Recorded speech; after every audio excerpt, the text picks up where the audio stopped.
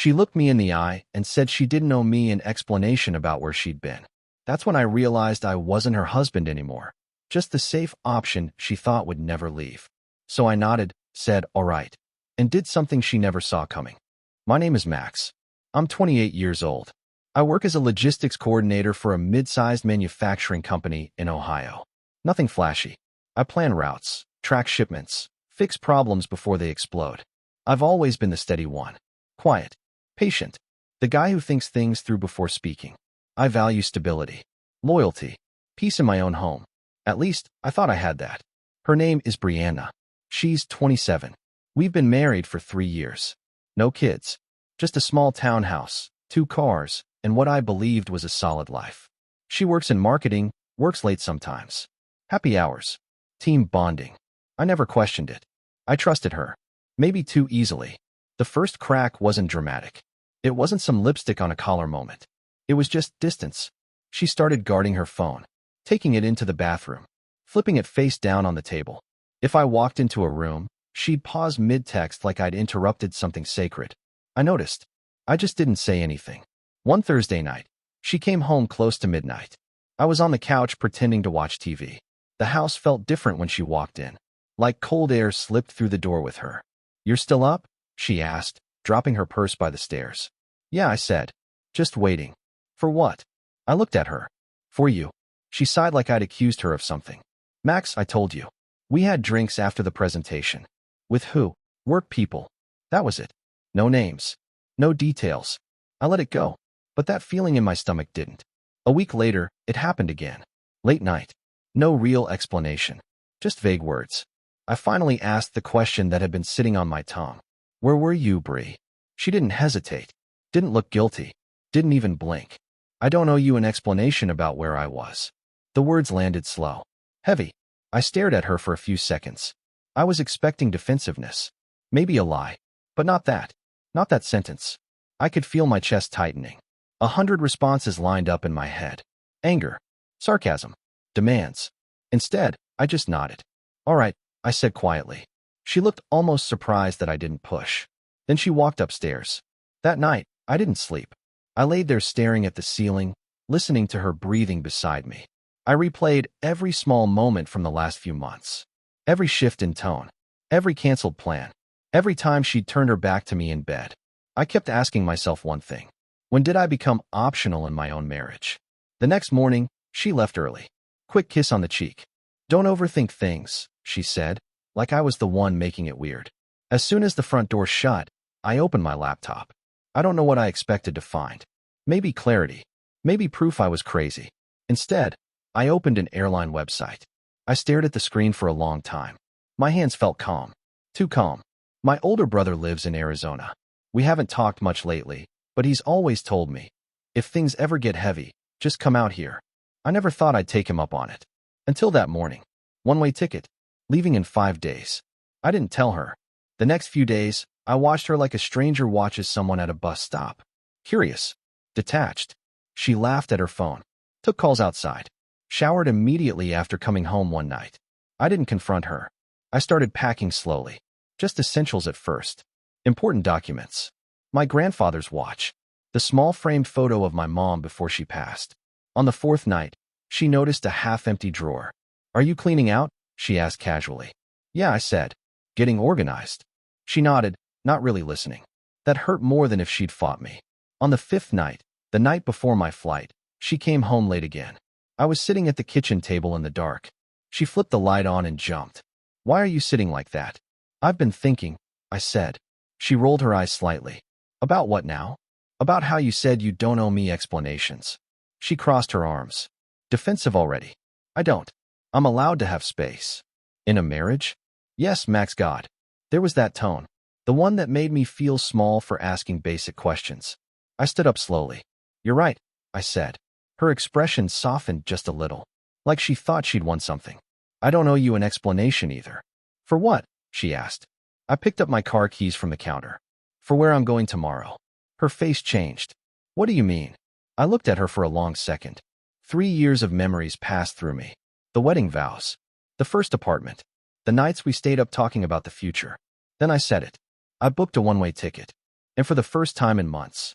She looked nervous. She didn't say anything for a few seconds. Just stood there. One way, she finally asked. Yeah. To where?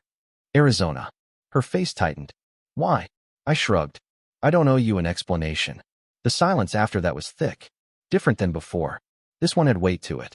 You're being dramatic, she said, but her voice didn't have the same edge. It sounded thinner. Careful. Am I? Yes. Couples fight. You don't just run away. I studied her face. There was no sadness there. No fear of losing me. Just irritation at losing control of the situation. I'm not running, I said. I'm removing myself. From what? That's the problem, I replied. You don't even see it. She scoffed and walked past me, grabbing a glass from the cabinet. This is because I went out with coworkers? This is because I asked where my wife was, and she told me I wasn't entitled to know. She turned around slowly. You're twisting it. No, I'm simplifying it. She shook her head. You're insecure lately, Max. You've been watching me like I'm doing something wrong. I didn't respond right away, because she was right. I had been watching her, and what I saw didn't feel like a marriage. You've been distant, I said. Secretive. Cold.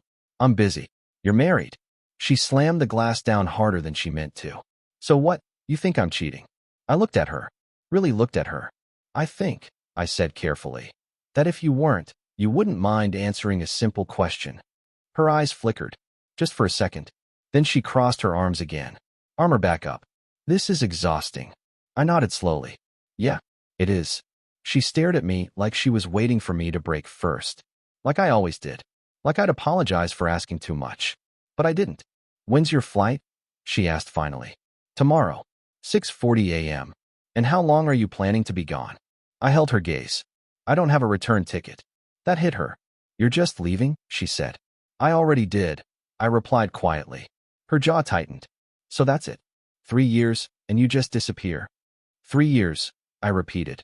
And somewhere in there, you decided I wasn't worth basic transparency. That's not fair. What's not fair, I said calmly, is feeling like a stranger in my own house. She looked away first. That told me more than anything she'd said. I didn't think you'd actually go, she muttered. I almost laughed at that. That was the problem. She didn't think I would. The rest of the night was quiet. Not peaceful, just hollow. She slept upstairs. I stayed on the couch. Around 2 a.m., I heard her footsteps. She came halfway down the stairs, like she was going to say something, then stopped. Max, she said softly. Yeah, you're overreacting. There it was again. I closed my eyes. I asked you for honesty, I said. You gave me dismissal. She didn't answer. In the morning, I grabbed my suitcase before the sun came up. The house felt smaller somehow, like the walls were leaning in. She was awake, sitting at the kitchen table. She looked tired. You really doing this? She asked. Yes. And what am I supposed to tell people? That question told me everything. Tell them the truth, I said, which is that your husband asked where you were, and you decided he didn't deserve to know. Her lips pressed together. You're making me look like a villain. I'm not making you anything, I said quietly. I'm stepping out of the picture. I walked toward the door.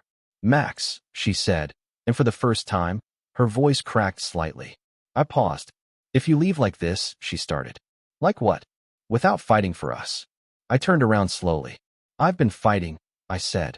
You just didn't notice. Her eyes filled, but the tears didn't fall. Is there someone else? I asked. The question hung between us. She hesitated. Just long enough. That was my answer. I nodded once. Take care of yourself, Bree. And I walked out. The drive to the airport felt surreal. The sky was barely pink. The world looked calm. Inside, I wasn't. I wasn't angry. I wasn't devastated. I felt clear. And that clarity scared me more than anything. When I boarded the plane, I turned my phone off without checking for messages. For the first time in years, I felt like I was choosing myself. But somewhere over the desert, staring out at the endless stretch of brown below, a single thought crept in. What if leaving wasn't the end of this story? What if it was just the beginning? Arizona felt dry in a way that matched my head. My brother, Ethan, picked me up from the airport. He didn't ask a lot of questions, just clapped my shoulder and said, You look tired. Yeah, I said. I am. He let me crash in his guest room. First few days, I barely left it. I'd scroll my phone, stare at the ceiling, replay the kitchen conversation over and over. On the third day, I finally turned my phone back on. 14 missed calls. 23 texts. All from Brianna. The first ones were angry. You can't just leave like that. This is insane. Call me. Then they shifted. Can we talk? Please. The last one was sent at 1:12 a.m. It wasn't what you think. I read that one 3 times. It wasn't what you think. I hadn't accused her of anything specific. She filled in the blank herself. I didn't respond. Instead, I checked our shared phone plan account. I don't even know why. Maybe instinct. There it was. One number repeated over and over. Late nights. Long durations. Almost daily. I didn't recognize it, but I copied it down anyway. That night, Ethan grilled burgers on the patio. The desert air cooled off fast once the sun dipped. You gonna tell me what really happened? He asked casually. I stared at my plate. She said she didn't owe me explanations, I said. He raised an eyebrow. About where she was, who she was with. He didn't say anything for a minute. Then, and you think she was with someone? I think, I said slowly, that if she wasn't, she would have just told me. Ethan nodded once. That's fair. I pulled my phone out and showed him the call log. He whistled low. That's not casual. No. You gonna call it? I looked at the number again. My chest felt steady. Too steady. Yeah, I said. I stepped away from the table before I dialed. My hand didn't shake. It rang twice. Hello. A man's voice. You know how sometimes your body reacts before your brain catches up? My stomach dropped. Hey, I said evenly. This is Max. Pause. Longer than it should have been. Max. He knew exactly who I was. That was the second drop. Yeah, I said. We haven't met. Silence again. Then, look, man. I almost laughed. Look, man. How long? I asked. He exhaled sharply through his nose. Not nervous. Annoyed. It's not like that. Then what's it like? Another pause. We didn't mean for it to happen. There it was. We. I leaned against the wall. Closed my eyes. How long? I repeated. 6 months, he said finally. 6 months. Half a year of shared dinners. Shared bed. Shared jokes. All while she was building something else. Does she love you? I asked. The question surprised even me. He hesitated. I think she's confused. I smiled at that. Not because it was funny. Because it was cowardly. She told me she didn't owe me explanations, I said. He didn't reply. You can have her, I continued calmly. I'm not fighting for someone who already left. That's not. It is. I hung up. When I walked back to the patio, Ethan looked at my face and didn't ask. Confirmed, he said. Yeah. He handed me a beer. We didn't talk about it again that night. Later, alone in the guest room, I finally let myself feel it. Not rage. Not even heartbreak. Just this deep, quiet disappointment. 6 months. That meant she'd already chosen. Long before I booked that ticket. My phone buzzed again. A new message from Brianna. Did you call him? I stared at the screen. So she knew. I typed back. You don't owe me explanations. 3 dots appeared immediately. Then disappeared. Then appeared again. Max, please. I was going to tell you. I put the phone face down. Was she? Or was she going to keep me as the safe option? The stable one. The house. The health insurance. The man who wouldn't make waves. I laid back and stared at the ceiling. For the first time since all of this started, I felt something close to anger. Not loud. Not explosive. Just clear. She didn't respect me. And somewhere along the way, I had let that become normal. The next morning, I opened my laptop and started looking into divorce laws. Arizona. Ohio. Residency requirements. I wasn't reacting anymore. I was preparing. But that afternoon, my phone rang again. Not Brianna. Her mother. And the moment I saw her name, I knew this was about to get messy. I let it ring 3 times before answering. Hello. Max, her mother's voice was tight. Controlled. We need to talk. There was no how are you. No softness. I'm listening, I said. What are you doing to my daughter? I actually leaned back and stared at the ceiling. What am I doing? She's a mess, she continued. She can't eat. She can't sleep. You just disappeared. I didn't disappear, I said calmly. I left. That's the same thing. No, it's not. She sighed sharply. Brianna made a mistake. 6 months isn't a mistake, I replied. Silence. She told you? Her mother asked quietly. I confirmed it. Another pause. I could almost hear her recalculating. You don't throw away a marriage over something like this. I almost smiled. Something like this? Affairs happen. Max, adults work through them. Adults don't hide them for half a year, I said. Adults don't say they don't owe their spouse explanations. Her tone shifted then. Less accusing. More strategic. She loves you. She loves him too. That's confusion. No, I said softly. That's choice. She didn't like that. You're embarrassing her, she snapped. People are starting to ask questions. There it was. Not about healing. Not about trust. Image. I haven't said a word to anyone, I replied. If people are asking questions, maybe it's because she's acting differently. She's ashamed. She wasn't too ashamed to keep seeing him. That ended the conversation. She hung up without saying goodbye. I sat there for a long time after the call ended. My heart wasn't racing. My hands weren't shaking. It felt like watching a movie about someone else's life. That night, Brianna finally sent the message I'd been waiting for. Can we talk face to face? I'll fly out. I read it twice. Then once more. 6 months of lies. And now urgency. I called her instead of texting back. She answered on the first ring. Max. Her voice sounded small. Why now? I asked. What do you mean? You had 6 months to talk. I was scared. Of what? Of losing you. I let that sit in the air. You already did, I said quietly. She started crying then. Real crying. Not controlled. I messed up, she whispered. I didn't know how to stop it. You stop by stopping, I replied. It wasn't that simple. It is when you respect someone. Silence. I didn't want to hurt you, she said. But you were willing to risk it. Another silence. Are you in love with him? I asked. Long pause. I don't know, she admitted. That hurt more than a yes would have. Are you still seeing him? More silence. Yes. There it was. Clean. Clear. Thank you for being honest, I said. I can end it, she rushed. If you come home. If we try. I can fix it. No, I said gently. You're not even willing to try? I was trying alone for months. She started crying harder. So that's it. You're just done. Yes. The word felt heavy, but it felt true. You're not even angry, she said between breaths. Why aren't you yelling? Because yelling would mean I still believed in something to fight for. I'm tired, I said instead. We stayed on the phone for another minute in silence. Then she said something that shifted everything. I didn't think you'd actually leave. That again. I closed my eyes. That's the problem, I said softly. You didn't think I would. After we hung up, I walked outside. The desert sky was dark and endless. No humidity. No noise. Just space. And for the first time, I felt the full weight of it. Not just losing her, but realizing she never thought I had the strength to walk away. The next morning, I called a divorce attorney.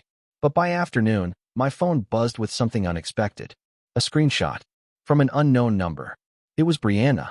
And the caption read, "Guess he found out." Underneath it, laughing emojis. Sent to the same man I'd spoken to. And suddenly, the calm I'd been holding on to cracked. I stared at the screenshot for a long time. Guess he found out. Laughing emojis. It wasn't even the affair that hit hardest anymore. It was that. The mockery. The casual cruelty. I didn't reply. Not to her. Not to him. Not to the unknown number that sent it. I just sat there and let the anger settle properly for the first time. It wasn't explosive. It was clarifying. I'd been grieving a marriage. She'd been joking about it. That night, I didn't call her. I didn't confront her. I didn't send the screenshot back with some dramatic message. I called my lawyer instead. I'm ready to file, I said. He asked a few questions. Residency. Assets. Timeline. I answered calmly. Methodically. It felt like closing a business account. The paperwork moved fast once it started. She received the notice a week later. That's when the tone changed. The messages stopped being emotional and started being strategic. Do we really need lawyers? This will get expensive. We can settle privately. I didn't respond directly. Everything went through my attorney. 2 days later, she finally called again. I almost didn't answer. Max, she said, voice tight. No tears this time. Why are you doing this like I'm the enemy? I leaned back in Ethan's kitchen chair. Because you treated me like I was disposable. That's not fair. The screenshot was fair? I asked. Silence. I didn't send that to hurt you, she said weakly. You sent it to laugh. It was stupid. 6 months was stupid, I said evenly. That was intentional. She tried one last angle. What about our house? What about it? You're just going to let me lose everything? That word again. Everything. I'm not taking anything that isn't mine, I said. Half is yours. Half is mine. You're being cold. No, I replied. I'm being done. There was a long pause on the other end. Then she said something softer. He's not what I thought. I didn't react. He doesn't want more, she continued. Now that it's out. Of course he didn't. Affairs thrive in shadows. They rot in daylight. I hope you figure that out, I said. You don't care at all? She asked quietly. I thought about that. About our wedding day. The way she squeezed my hand during vows. The first apartment. The inside jokes. I cared, I said. You didn't. That was the last real conversation we had. The divorce finalized 3 months later. Clean. No dramatic court battle. No public spectacle. Just signatures. After it was over, I drove out to the desert alone one evening, parked near a stretch of empty land, and stepped out into the quiet. The sky was orange and endless. I expected to feel broken. I didn't. I felt lighter. Not happy. Not triumphant. Just steady. A week later, I got one final message from her. I didn't think you were capable of walking away like that. I stared at it for a long time before responding. Neither did you. I didn't block her after that. I didn't need to. She never reached out again. A year has passed now. I transferred my job to our company's Phoenix branch permanently. Got my own apartment. Small. Clean. Mine. I don't check her social media. I don't ask mutual friends. Sometimes, late at night, I think about how easily I could have stayed. Could have negotiated. Could have convinced myself that it was complicated and worth salvaging. But every time that thought creeps in, I remember her voice in the kitchen. I don't owe you an explanation. And I remember the calm that followed when I said, all right. Leaving wasn't revenge. It wasn't dramatic. It was quiet. And sometimes, quiet is the loudest boundary you can set.